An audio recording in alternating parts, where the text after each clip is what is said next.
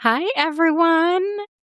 Welcome to part one of M&M Hour. I'm here with Melissa Reich, your Bish therapist. How you doing today?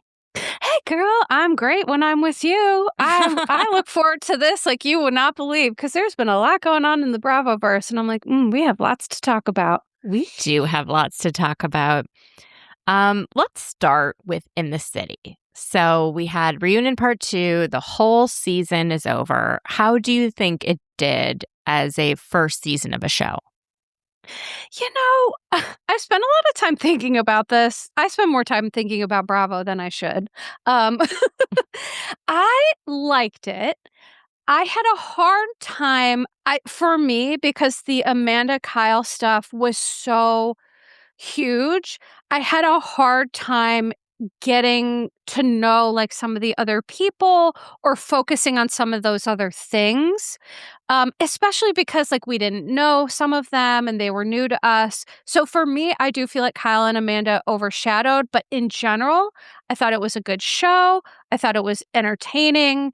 And definitely a cast of characters that some I liked, some I did not. Who did you not like? I don't. Okay.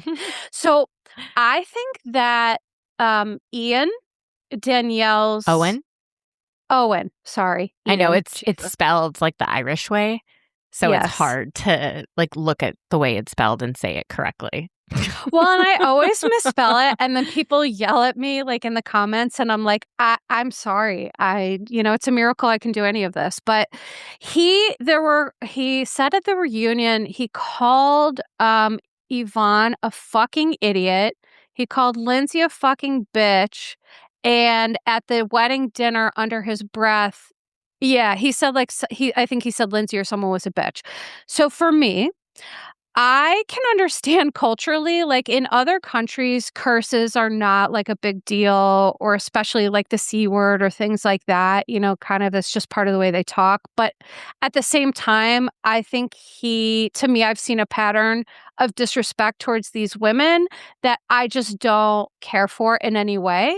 Like, I understand being upset about the things that Yvonne was saying because it was ridiculous. Like, to be mad about Danielle's dress, I just couldn't have cared less about that. So I wasn't a fan of him. And I do also think that sometimes um, Kenny can be. I have a hard time putting my finger on the pulse of Kenny, but there's something that says I'm not sure about him. Yeah. Yeah. I actually think the Danielle Lindsay stuff is the most interesting. So I did enjoy that part of the reunion the most. Yeah. It's fascinating to me that even objectively looking back, Danielle has a hard time seeing where she ever went wrong. I mean, same with Lindsay, which is why the friendship doesn't work so well. But I'm glad that someone asked the question to Danielle, like, are you upset that Lindsay dated Carl after you dated him? Because that is breaking girl code. And I would want to know, did Lindsay talk to Danielle about how she felt about it? Because even if it's only a couple of months of dating, you don't want your friends being with the same person. And it also would mess up the friendship dynamic that the three of them had hanging out, where two start dating. So that was interesting. I think Lindsay downplays the relationship that Danielle and Carl had. Even though it was a long time ago, definitely she does. downplays it, and that is on her. But Danielle downplays absolutely everything that she says and does. And I think the best way to describe her is someone who would show up at a wedding dinner wearing a color that could be mistaken for white. Like that Right. is who she is as a person. And I appreciated that she figured out that, oh, if I have to text this many people asking if it's okay to wear something, it's probably not okay to wear it. That was the first time I feel like I've ever seen her understand why something she did was inappropriate. But the way that she behaved at Lindsay and Carl's engagement party, at when Lindsay was pregnant, the kinds of things that she was saying. You know, it feels like she's like, well, it comes out wrong. It comes out wrong because you're always judging and you're always in competition. I think she always felt like she was in competition with Lindsay and with every other woman. Remember when Gabby and her were both potentially interested in Balloon Guy in Summer House? Oh, yeah. And she just like went for it in such a crazed way. There's something off with her where she doesn't seem to understand that certain things are socially unacceptable. And it is fascinating to watch her be like, well, I thought we were past that. It's a lot of bad things to do in a row to someone year after year after year. And she's like, well, I didn't think we were like keeping track. Well, when you start to do all of these things, and Lindsay did talk to her about each of them. I think for her, it's taking a step back and being like, well, this person has done all of these different things to me. Do I really want to be friends with them? Right? Well, right. Because how much can you take, and again, that's where these shows muddy the waters of like what a real healthy friendship should be, right? Because in some of these situations, some of these people probably shouldn't talk to each other anymore. But when you're filming, it kind of, that's what I find so fascinating is it changes that whole kind of dynamic of the friendship. But I was shocked to hear Danielle say that about the dress, but I feel like that's because she saw people saying that online. But that's great if she took it and was like, oh, I probably should have. Like, yeah. If she internalized that and she was like, yeah, because that's the truth, right? And personally for me, I'm going to be honest, I don't care if someone showed up to my wedding in a white dress. I don't give a shit. But for people who do, right, you have to be mindful of that. And maybe I'm an outlier. I have no idea. But for Danielle to be able to admit that, I think was really important. And I was surprised that she and Lindsay, like, it seems like Danielle gave Lindsay a little something where she was like, she gave her enough accountability and was like, I would like to move forward if Lindsay is open to that. And then Lindsay, of course, I think because of like her like relational trauma, like with her mom and stuff, she's like, oh, okay. You just have to give Lindsay a little bit of love and support and have good faith that you're not going to continue to shit talk her. But for me, then when you're, you're they're not engaged, but like your boyfriend is, talking nasty and things like that. That's where it's like he's going to make it hard. He's going to make it hard for them to be friendly because he does not come from this world of reality TV. He doesn't like anyone that says anything negative about her. And I get that, but I don't see it working. But at the same time, Danielle and Owen had a baby born 12 weeks early. Baby is still in the NICU. I guarantee you Lindsay has shown up for them. Like that is one of those things that she will see and she will set aside absolutely everything and she will make food and she will do whatever is needed to help them while they're in this. Because it's not just hard having your kid in a NICU. The kid is in a NICU like hours from where they live in Stony Brook in Long Island. And they live in Brooklyn. And I think it depends on what time of day you go, but there could be a whole lot of traffic. So it's not like this thing where you go home and then you can drive 20 minutes to the hospital. It's so hard and it's so scary to have a baby born that early. So medically so scary. And it makes me so grateful that medical technology has never been better for exactly these situations. And so I hope and I believe you're right, because Lindsay is like that person that it's like she might be angry about things, but I agree. I think she really probably showed up for Danielle. But I do think that Owen is going to be an issue, but hopefully, who knows? knows, right? Season 2, maybe we'll see if she showed up for them. Maybe he was like, oh, she's a good person and a good friend and, all of that other stuff. And I'm just so grateful that baby's okay and, they're managing it. I do have a lot of empathy towards that. Oh, yeah. They I do gave the think it was baby a bath the other day, its first bath, which is so cute. Oh my God, that's so that adorable. showed up for me on my social media, and I was like, oh, this is great. They got to they're doing skin to skin all the time. Baby's growing, is finally in newborn diapers now. Oh, yeah. Yay. Oh God, that makes my heart so full. Oh, so it's just wonderful to see that things are progressing and improving, because she was supposed to be due Labor Day. And we're nowhere near Labor Day. No. I mean, so literally, crazy. 12 weeks is a lot of time for development of baby's lungs and really important things. And it's also, this is a good opportunity to shout out any NICU nurses, doctors. You're all very special humans, and we're lucky to have you. And but with Lindsay and Danielle, the one thing that I found interesting is I finally kind of understood the beef in terms of I know all this stuff that we're talking about, right? But Lindsay was like, you popped up on the show and then you didn't want to talk about anything. And so for me, I feel like Lindsay, executive producer Lindsay, has one foot in being an EP and one foot in being a cast member. And I feel like this first season for her was her walking this tightrope of producer and talent. I don't know. That's personally what I saw.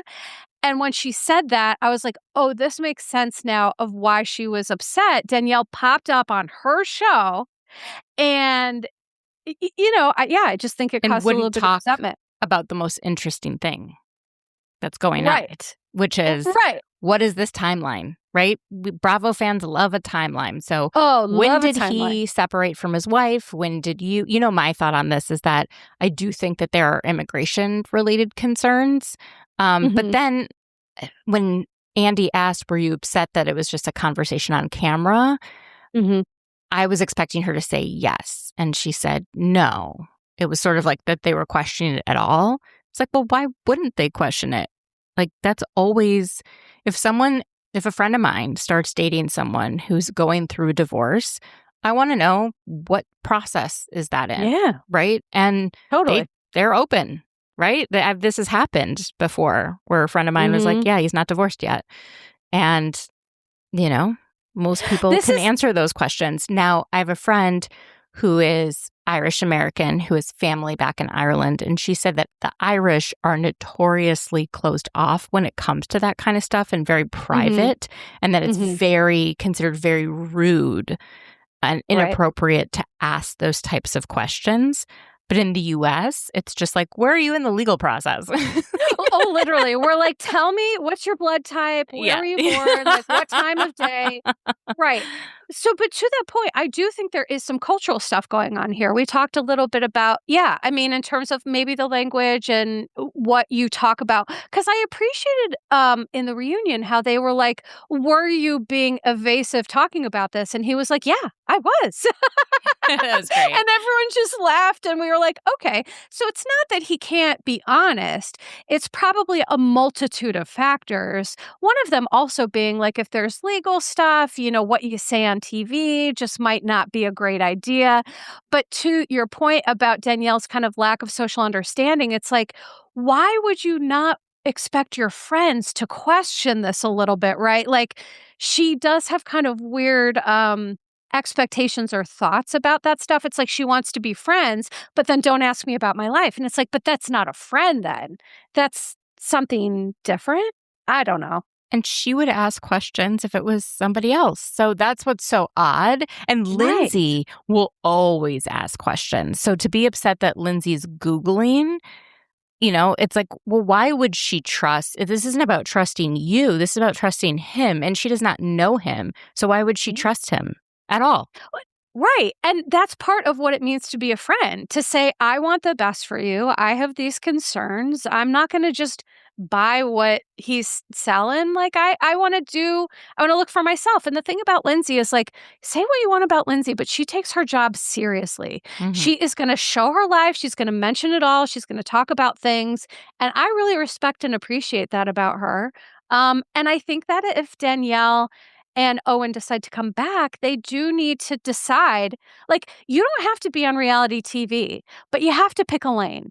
If you want to be on reality TV, then you have to do the work that it takes, which is being open about your life. So if they do come back, which I'd love to see their new little family unit, and I love to see a baby and a little child on Bravo, I just hope that they fix that. I'm That very they concerned that Yvonne is about to have a baby, that Lexi's about to have a baby, and that Danielle just had a baby.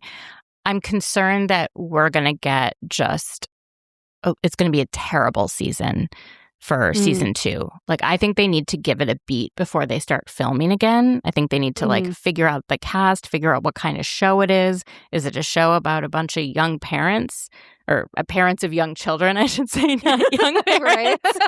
That's 16 and pregnant, girl. We got that on MTV. But yeah, it's the least fun part of watching The Valley is watching Kristen and Luke argue and watching Danny and Nia argue over care of an infant. It is to see that like multiplied by more. I don't know if I have it in me. So that brings us to The Valley. Oh man, we've had the season finale. What do you make of the whole season in its entirety? Oh my God. I could write a clinical dissertation on The Valley, and I feel like I have every week covered it because when it started out, I wanted to give it an opportunity. But I think where we end for me is this is unsustainable. It is absolutely unsustainable. So you're either Team Nia and Danny or your team Janet, Lala, and Brittany, and there's no in between. Like, they are at a group, they are at an impasse. And so the one thing I understand about group dynamics is that this group cannot continue to function like this. And not that it's been functioning, it's been incredibly dysfunctional. But when you have cast members like Nia and Danny who are refusing to take any sort of accountability or awareness about things, and they want to hide their lives or just like the dark parts of their lives, like they want to be seen in a certain light. And that's unsustainable for reality TV.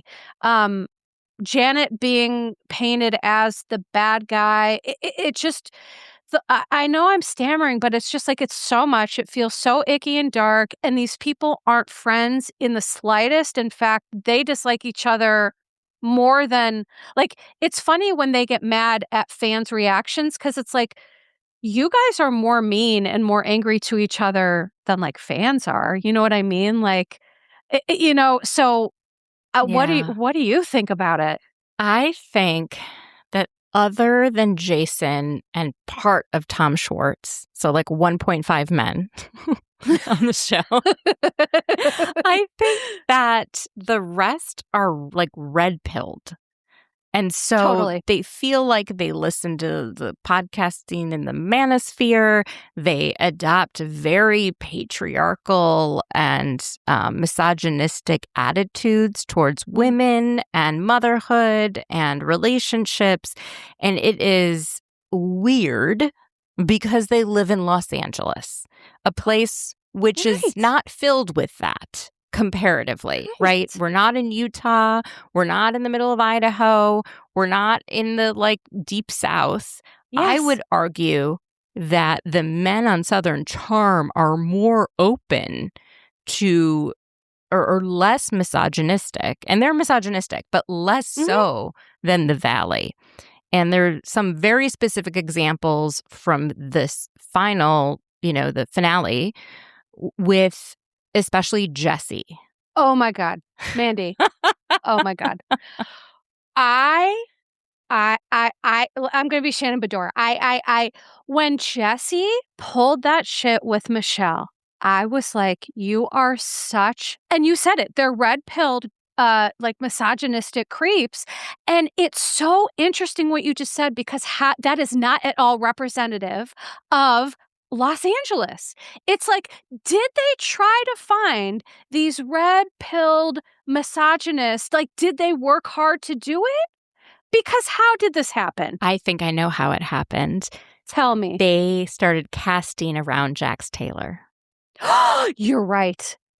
Oh, Mandy, she just solved it. Girl, you just solved it. No, you're totally correct, because anyone who's going to be around Jax is going to be this type of guy, especially with the stuff that Jax is still pulling to try to make himself relevant, which maybe we should talk about that. I mean, even just going back to maybe it's season 1 of The Valley with like the guy chat, like the men's group chat. Oh, yes. That should have given it away. So Jax has been, to his credit, quiet for a while. He went to a 90-day rehab program last summer into the fall, and he is apparently sober from alcohol and drugs, and that is a great thing. I think it's totally possible that he is sober. I also think it's possible that he suffers from a personality disorder that makes his life and the life of everyone around him extremely difficult. He's still pulling shit. Him and Brittany had the same publicist. I've talked about her before, Lori Kay. Yes, Lori. She is weird in that she gets very involved in her clients' lives.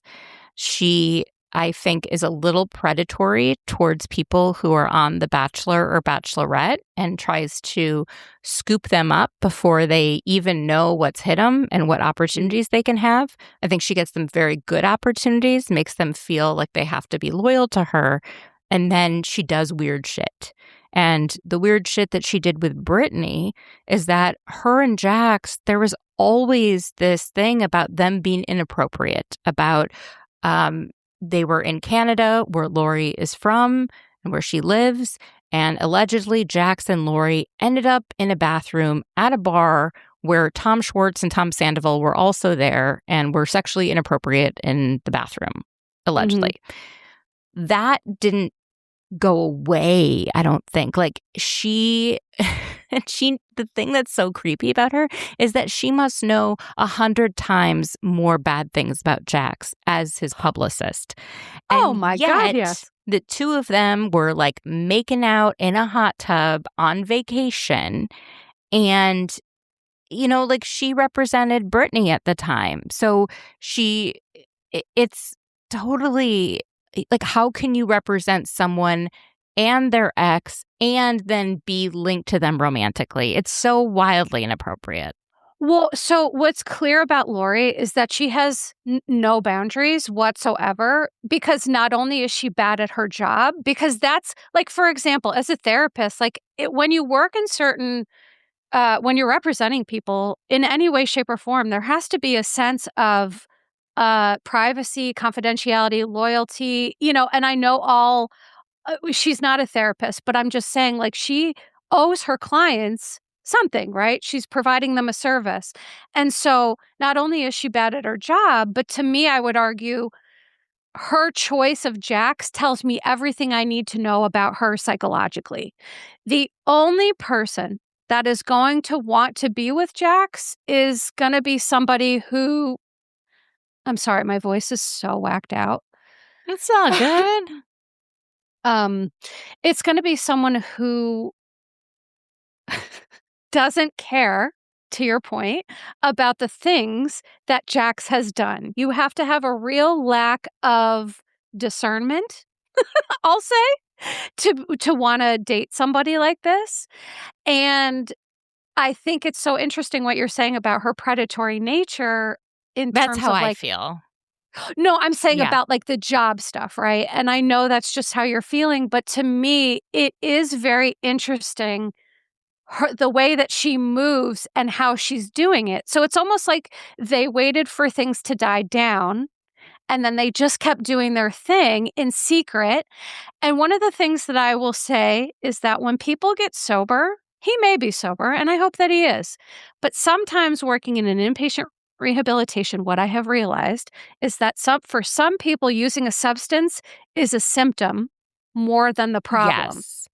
Yes. And Jack seems like somebody, and so when you take the drug or the alcohol away, underneath that lies some very serious personality issues and things like that, that when you take the substance away, that still creates all the same chaos that you get when you were on the substance, but you're not on the substance. And so that is, I believe I have to be careful, but I believe what you're saying is probably pretty accurate. I mean, just based off of what his ex-wife has said, and I don't even know if they're officially divorced yet, right? I don't think they are. I think and for him to make her out to be the bad guy in his latest post where he's like, I've been quiet long enough. My ex-wife has called places and told people things and tried to remove. I don't care who the hell is called. You were physically and verbally abusive to your wife. That is a fact. And so brands may not want to partner with you as a result of that. Okay? It's wild that he thinks that him being away from social media for a year or whatever is enough to warrant, okay, now let me back, guys, kind of a thing. This is my point, right? The substance may be gone, but the entitlement, the ego, everything that goes along with using the substance is still present. And it isn't going to change until here's what it takes to change. I'm telling you, it takes awareness, insight and awareness. So he doesn't have that, and a motivation to change. He doesn't have that either. He says it's his son, but he uses his son as a prop to pretend that he is a parent that is deeply involved and cares deeply about children with autism. And he doesn't. Yeah.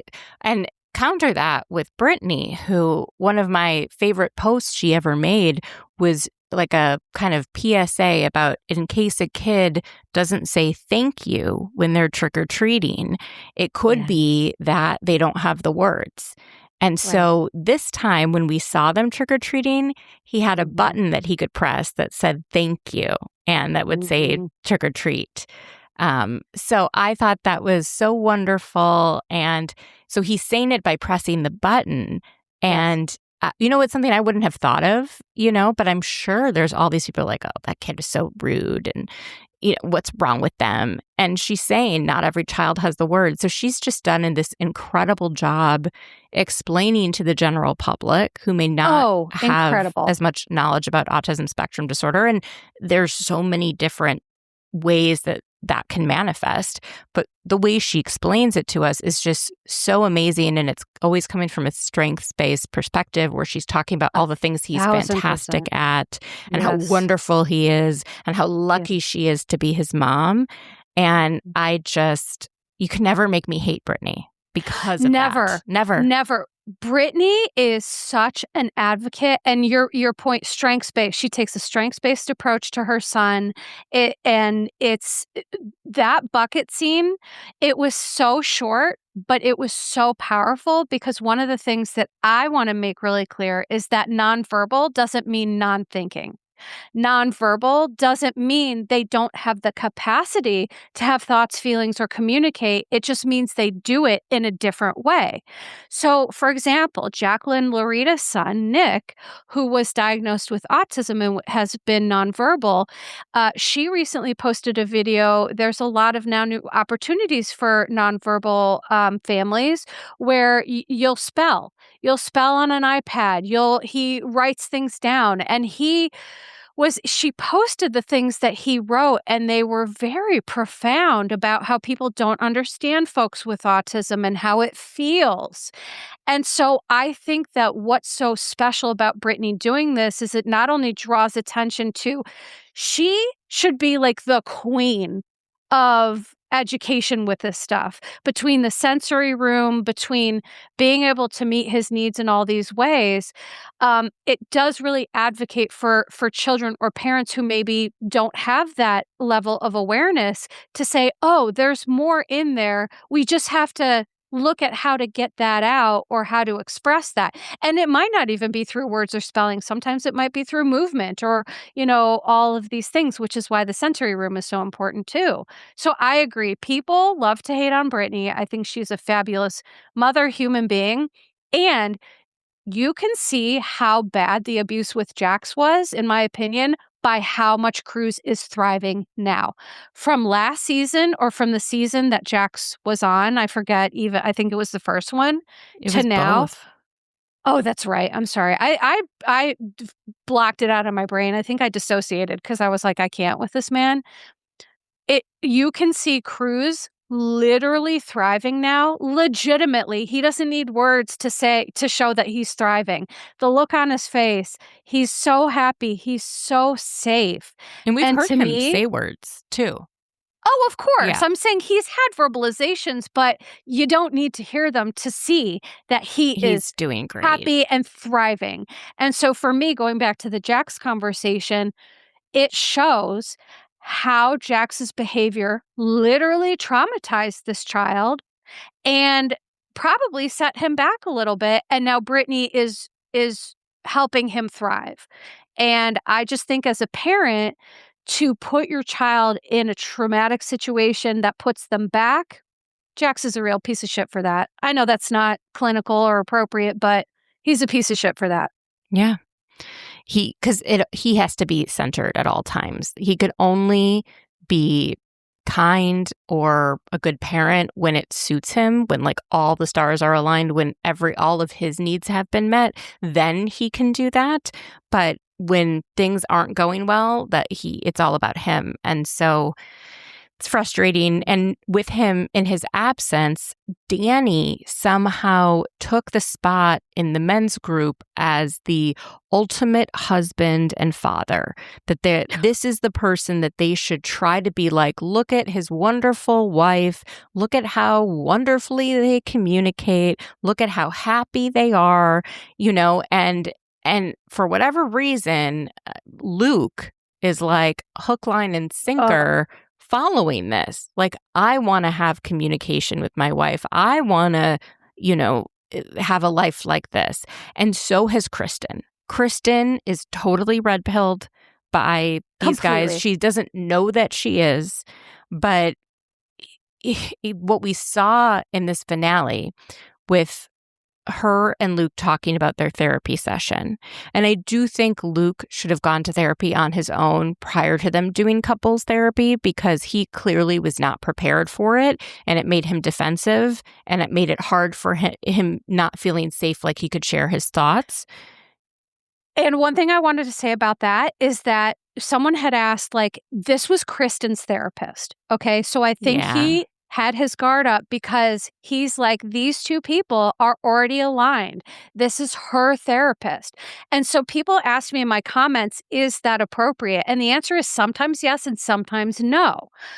Knowing Luke and seeing him, to me, that was a setup for failure. I mean, anything would have been a setup for failure because he doesn't want to hear anyone who's in support of Kristen.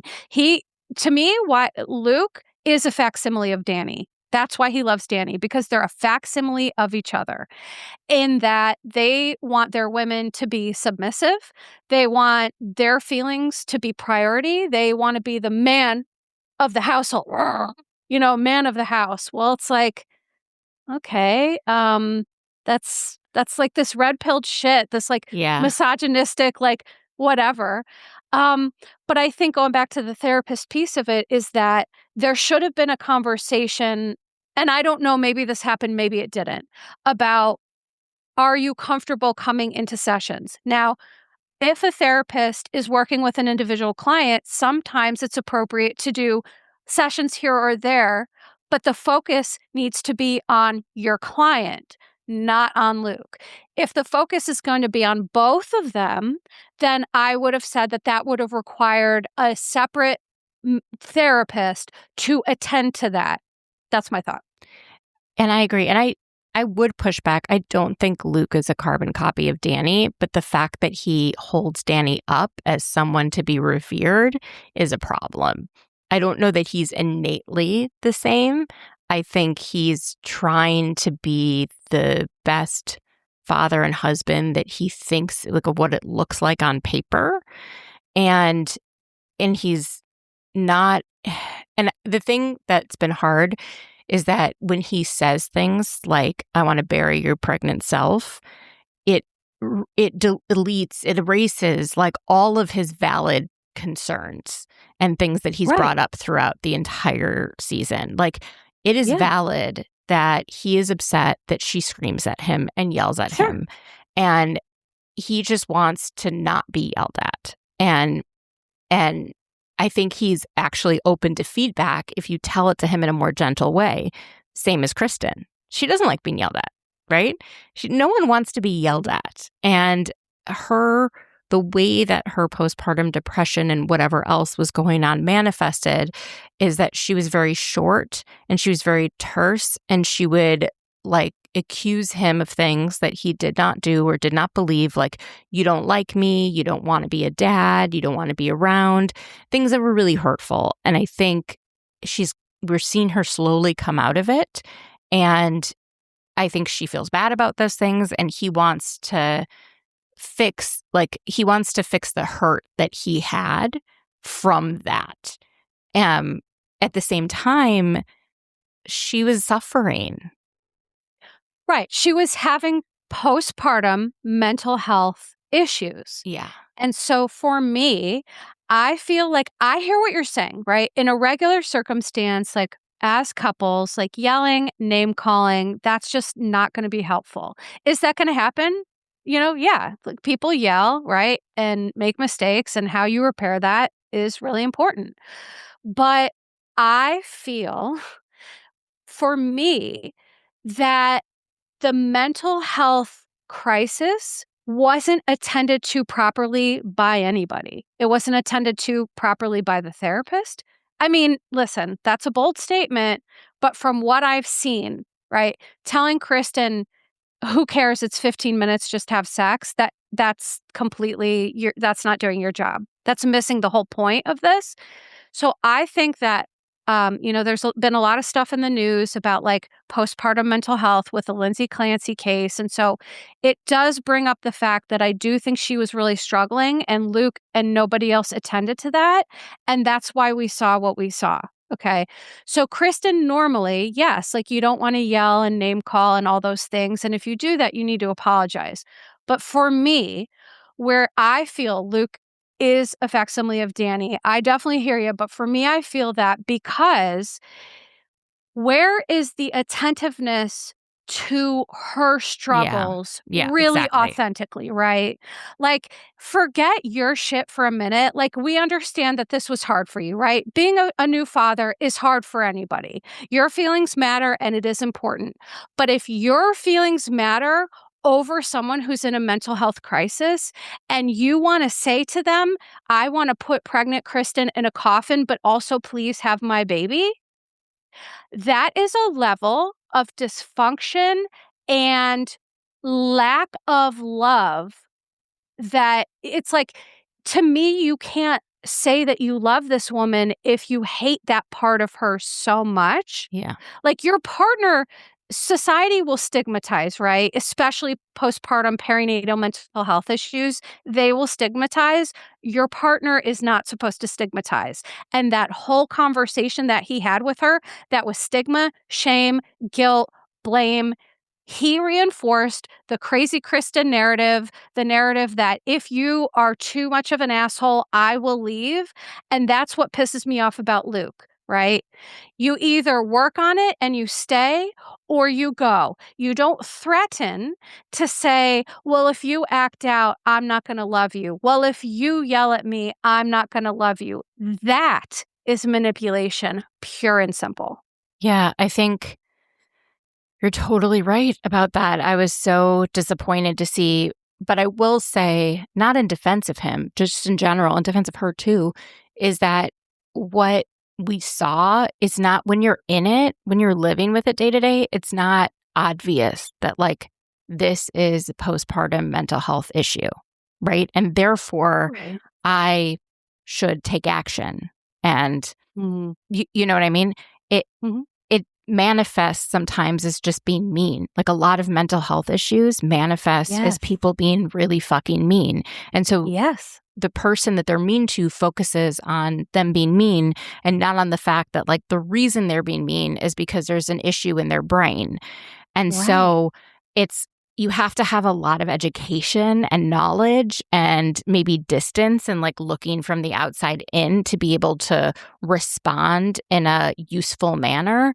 And I think Luke lacked that. But I also think Kristen, like, she couldn't, but she even said, like, I'm doing all I can.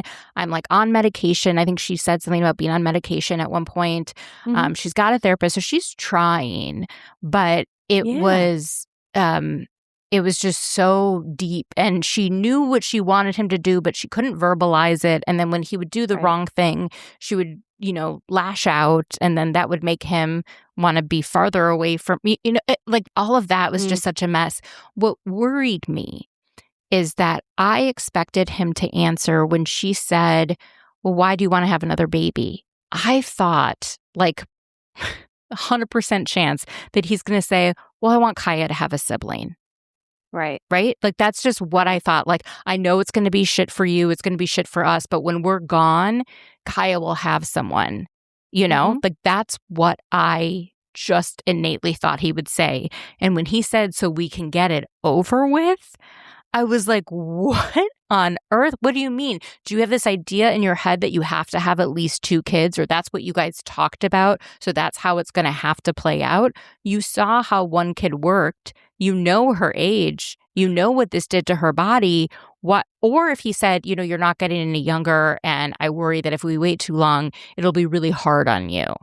Like, that also would have made more sense. Right. My point, none of this was about Kristen. None of it was about her. When women have children, they sacrifice their mind, body, and souls. They grow a human and become a different human in the process. Kristen is a new human being. Everything in her body is completely different after having this child. And for him to focus more on his needs and care so little about Kristen, that is that Danny thread that it's like, oh, you want to performatively act like you care about your spouse.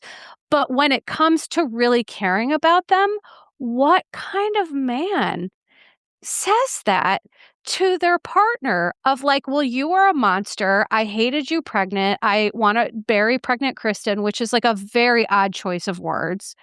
But please still do this for me. And it's like, you can't even handle the one situation you have right now, right? Yeah. Like, it just shows a lack of critical thinking skills. It shows a lack of like understanding. It shows lack of empathy. But two, the thing that frustrates me is like, Brittany did try to talk to Luke. People did try to talk to Luke about she's having postpartum mental health issues, and he chose to completely disregard that. This is the other thing with a therapist that I would have loved to see or appreciated if it happened. The therapist should have met with both of them and said, let's talk about postpartum mental health. And explain what it is, how it manifests, what's actually happening with hormones, what's happening with brain neurotransmitters, that like this is like the Kristen that you fell in love with is the real Kristen, and this is Kristen experiencing mental health problems. And so that's not like the real her. It's the her that is sick. And so just like if she were to get cancer or something else that would require a strong intervention, this also requires a strong intervention. And it sucks that one of the symptoms is her being mean. Like that is, it's so hard to explain to people, but it's when people are depressed and irritable, like it's hard to be around them, even though you care and you want to help. So that was the part I was always trying to like advocate for. Like, it's hard for him to be a punching bag. You know what I mean? But this was just so sad and so unnecessary. And I just think if they had therapy around it, there could have been better communication. Like, for example, it wasn't about not having sex. It was like, what are the reasons for not having sex? You don't feel good in your body. You don't feel that sexual urge or desire, which is also really common after childbirth. And for a lot of women, anxiety comes out actually as irritability. I'm one of Yeah. those women. When I get intensely anxious, like when my PTSD gets triggered, if I have something medical coming up, I know how to manage it. But my husband notices I have an edge, a sharp edge. But what he does is gives me the space Yeah. to have those sharp edges to say, I notice it. I hear you. I'm sorry, this is what you're struggling with. And how can I help you? That's a man. That's a man. Luke should take notes about that. Bloop. He needs the problem is he's trying to learn from Danny. That's the ultimate problem. And it's so crazy that the one person that appears, at least on the show, to have a healthy idea of masculinity and of fatherhood and of being a husband is Jason, and they discount him because he's married to Janet and they find her annoying. Like, yeah. That's her biggest crime, is just being annoying and bringing up things that they don't want to talk about. I feel like I'm so shocked, but I loved Lala on this season. Yeah. And I saw this idea that someone posted on Threads, which is like Lala is sort of like the nanny, like where she should show up in every Bravo show being sober and like having productive conversations and like watching the madness ensue. Like just bring her in to fix like every and I was like, I love that. She's so self-aware now, and she's so aware of like what else is going on, and she's sober. And she's acting sober, right? She's acting like very clear-headed, very measured, very, not yelling and being reactive to Danny when he says he doesn't want to apologize. And because she's not being reactive, he eventually does apologize to her. Right. I sign up for this idea completely. I don't understand how people just love to hate women and they love to hate Lala, but that is what a sober person is. Lala embodies sobriety perfectly. And I'll tell you why. Because she stopped the substance, she worked on herself, and you can tell in her behaviors. She's not just saying, oh, trust me, I'm a good guy. She's behaving like a good guy, right? She's behaving like a good person. She's doing the work. She's showing you that when Danny acts ridiculous, like when Janet threw the cup, I appreciated that Lala was like, you shouldn't have done that. You just are now made it like people are going to focus more on what you did than on what Danny did. And you shouldn't have done that. And what I will always appreciate about Lala is if she thinks something's not right, if she's your friend, she's going to tell you it's not right. And we all need a Lala. We all need a friend like that who's going to just like no bullshit. They're just going to say, I think you screwed up. Here's what I saw. And just do it in a way that's like you can hear her. She's a great communicator. Yeah, she wasn't always, even when she was sober the first 4 years, I would say, like, especially during Vanderpump and stuff, she still exhibited like some tendencies that were not great. And I did not like how she treated Ariana in the last season of Vanderpump Rules, but I think she's learned from some of this. I don't like the kind of that she seems, the red flag about Lala is she seems to like drop people, or people drop her very quickly and abruptly. Like Stassi threw her baby shower for Sosa, and I don't even think they're on speaking terms. So I was like, what the fuck happened? And if that keeps happening in your life, where like her and Sheena were BFFs, they bought houses next to each other and now they don't talk. Like, well, I know what happened there, but I can't say. Me too. Okay. All right. Well, I think I do. At least they both talked about it and it aligned, with like the Brock cheating thing. And she brought it up to Jenna, the trainer, and she shouldn't have, but she did it to try to get Jenna Willis to like understand where Sheena was coming from and why she was behaving the way she was. And Sheena was very upset that Lala shared that with someone that didn't like her, and they just weren't able to move past it. I just think it's an issue that there are so many people in her life that are no longer in her life. And I don't know if she's the common denominator there with a lot of it. So I do think there's something going on. But then when you hear her on her podcast or the podcast she has with Amber, the Randall's ex-wife, you see that she's like definitely looking at herself differently and saying, sometimes I have a tendency of doing this. That was really terrible that I did that. Like, that is the Lala that I love. And if she could show up in that way all the time, I really think, and not get so triggered, the way that she was this season on the Valley, I thought was absolutely incredible. The Valley, I will say, would have been unwatchable if it were not for Lala.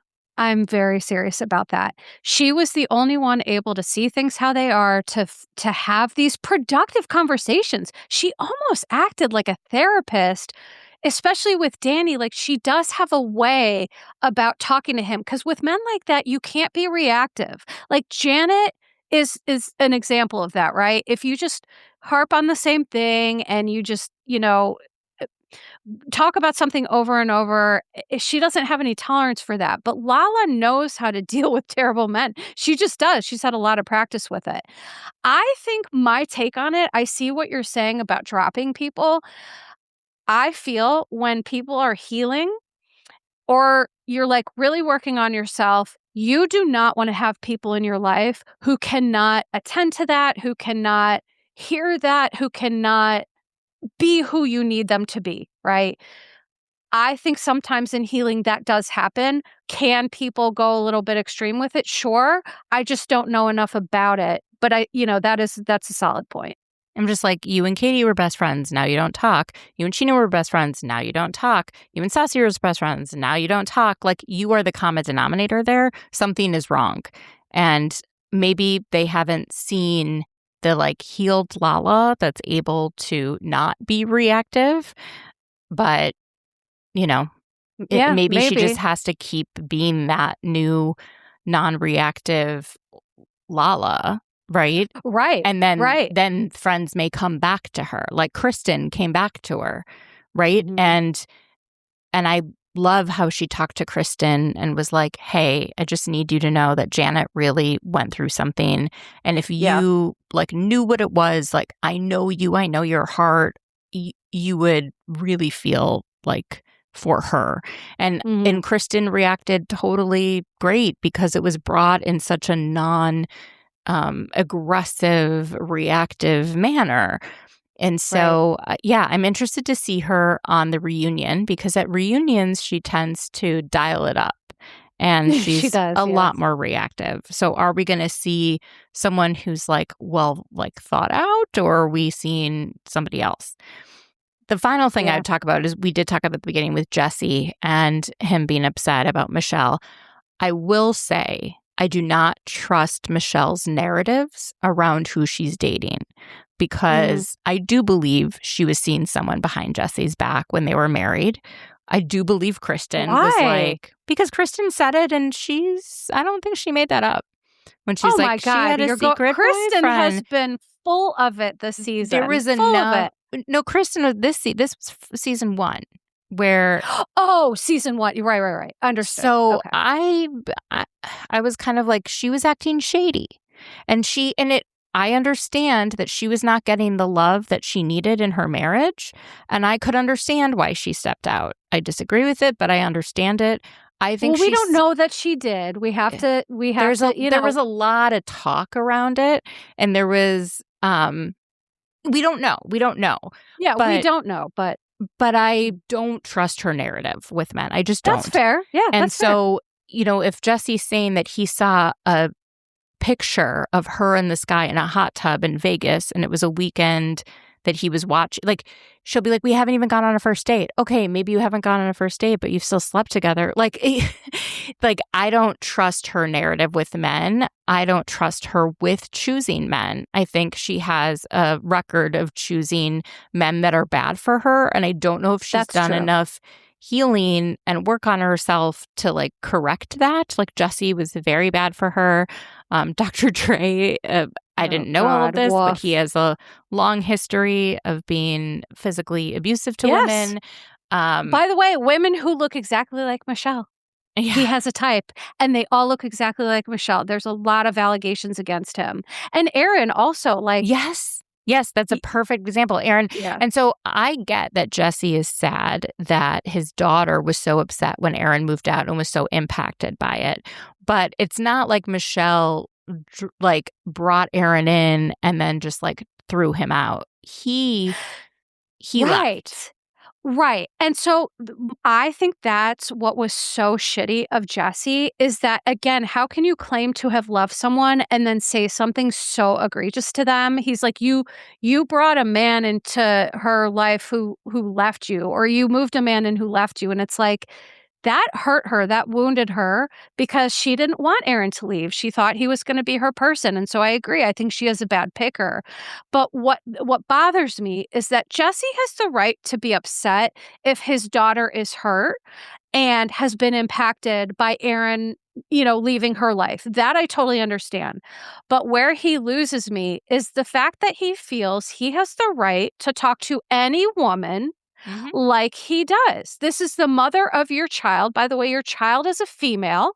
What if your child had a partner or an ex-partner who was speaking to them like this? How might you feel, right? So there's ways to communicate that he's upset about her choices in men around Isabella without talking to her the way he did and being such a drama queen about it. Yeah. I that is where Jesse completely loses me. He can just be such a mean, angry, nasty, again, very Danny, very Jax-esque. Yes. Yeah, where he won't take accountability for the things that he did. Right. So Danny, Jesse, all these men, they have a right to their feelings, but what they don't have a right to is saying, because my feelings are hurt, I get to go scorched earth on you. I get to say that whatever I want. I get to do whatever I want. That's not appropriate. That's what really bothers me. I agree.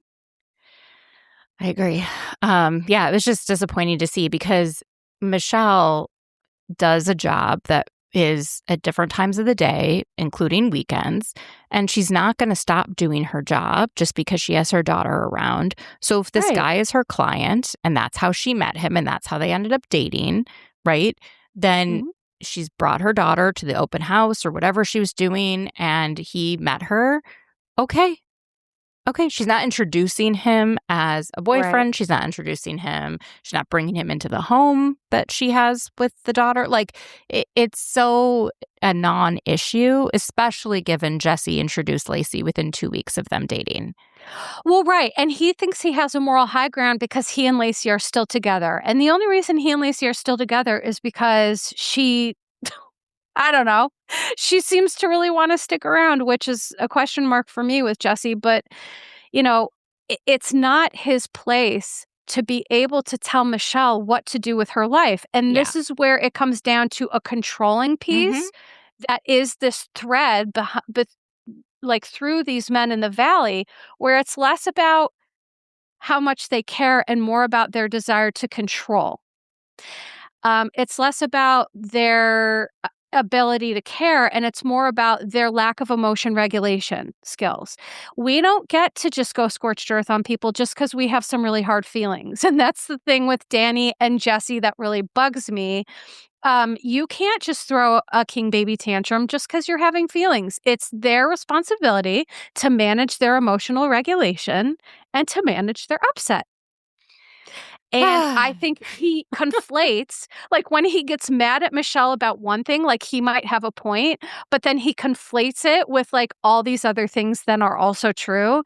And then that's just, that's. Yeah. And she's allowed to date and she's allowed, it's just like, my God, so I don't trust his narrative at all. With her, with men, I just am a little bit cautious because I feel like she has moved in shifty ways and I'm not sure. I like her best single. I loved her this season. She was my favorite cast member this season. I thought she's the most interesting person to watch. I just really enjoyed her. And I don't want to see her in a relationship too quickly because I think she loses herself. Right. Yes, I agree with that. We have to work on our stuff a little bit so that we can avoid repeating relational patterns that are unhealthy for us, right? So I agree. I think if she does some grief work, she's, on her own for a little bit, she may be able to get some insight and take a step back to choose a partner who's going to really be able to meet her needs instead of a partner who just looks like they're going to meet her needs and then doesn't. Yeah. Well, Melissa, thank you so much for being on M&M Hour Part 1. Tell everyone where they can find Part 2 and just general things about where they can find you. Yes, thank you, my friend. So you can find part 2 of M&M Hour at Your Bish Therapist podcast, available everywhere. Mandy and I recorded video, so you can see the video on either Spotify, on YouTube, or on my Patreon, patreon.com/ Your Bish Therapist. And you can also find me at Your Bish Therapist on Instagram. And yes, thank you so much for having me. This is always the highlight of my month. Me too. It's so fun. It is. Love you, girl. Love you too.